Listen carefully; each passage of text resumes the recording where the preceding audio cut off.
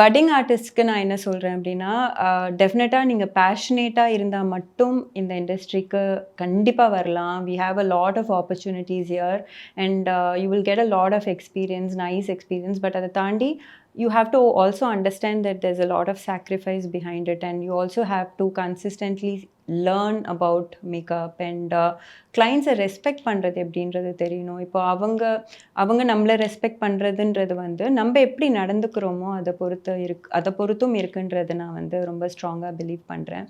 And டெஃபினட்டா நெறைய sacrifices இருக்கணும். அது ஒரு ஒரு வில் பவரோட இருக்கணும். இத நம்மளால பண்ண முடியும் அப்படின்ற ஒரு வில் பவரோட மணி ஓரியன்டடா மட்டுமே இல்லாம, அ அது எப்படி நீங்க வந்து ஒரு செல்ஃப் வேலிடேஷனா இருக்கணும். ஒவ்வொருத்தவங்களும் யாரையும் போட்டி, பொறாம அந்த மாதிரி பார்க்காம, நம்ப இருந்ததுலருந்து நம்ப வந்து முன்னேறலாம். நம்ப என்ன இம்ப்ரூவ் பண்ணலாம் அப்படின்றத பார்த்தாலே போதும். நம்ப வேலைய பார்த்தாலே வந்து ஆக்சுவலி இந்த இண்டஸ்ட்ரியில நம்மளால ஒரு நல்ல ஒரு இடத்துக்கு போக முடியும்.